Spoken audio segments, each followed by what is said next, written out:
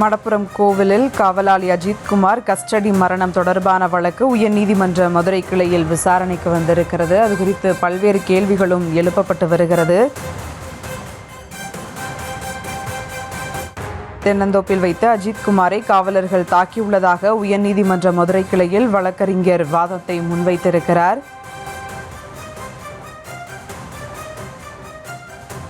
இதுகுறித்த கூடுதல் விவரங்களோடு இணைகிறார் செய்தியாளர் மகேஷ். வணக்கம் மகேஷ். நகைகள் மாயமானது தொடர்பாக வழக்கு பதிவு செய்யப்பட்டது என அரசு தரப்பில் வாதமானது முன்வைக்கப்பட்டிருக்கிறது. இது குறித்த கூடுதல் விவரங்கள். முக்கியமாக சுபா, மடப்புரம் பத்திரகாளியம்மன் கோவிலில் காவலர் அஜித்குமார் போலீசாரால் அடித்து கொலை செய்யப்பட்ட வழக்கு விசாரணையானது நீதிபதிகள் MS சுப்பிரமணியன், நீதிபதி மரியா கிளாட் ஆகியோர் முன் விசாரணை துவங்கியது. பிளாஸ்டிக் பைப், இரும்பு ராடுகளை கொண்டு தாக்கியுள்ளனர் என குறிப்பிட்டு அதன் புகைப்படங்களை வழக்கறிஞர் ஹென்றி தாக்கல் செய்தார். காவல்துறையினர் அடுத்த வீடியோ நீதிபதிகளிடம் போட்டு காண்பிக்கப்படுகிறது.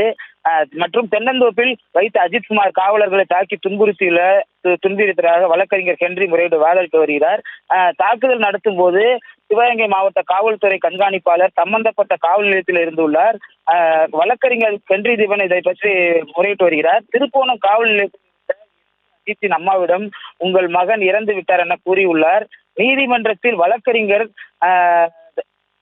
தீபன் வாதம் திருப்போணம் அரசு மருத்துவமனைக்கு கொண்டு சென்ற நிலையில் அவர் இறந்ததாக தெரிவிக்கப்பட்டு அவ்வையரணில் அங்கிருந்தே விசாரணை தொடங்கப்பட்டு இருக்க வேண்டும். ஆனால் அவரது உடல் எதற்காக மதுரை கொண்டு வரப்பட்டது என்பது சந்தேகத்தை எழுப்புகிறது. அவரது தாயாரும் சகோதரரும் 28ஆம் தேதி இரவு 12 மணி வரை தனது மகன் குறித்து விசாரித்துள்ளனர். இது முழுக்க சட்டவிரோதமாக நிகழ்ந்த காவல் மரணம் என்று முறையிட்டு வருகின்றனர். தலைமை காவலர் கண்ணன் இவர் மானாமதுரை DSPயின் சிறப்பு படையைச் சேர்ந்தவர். இவர் அங்கிருந்து திருப்போணம் விசாரித்தது விதிமீறுவதாக பார்க்கப்பட வேண்டும் என்று ஹென்றி தரப்பில் வாதிட்டு வருகின்றனர். சுபா,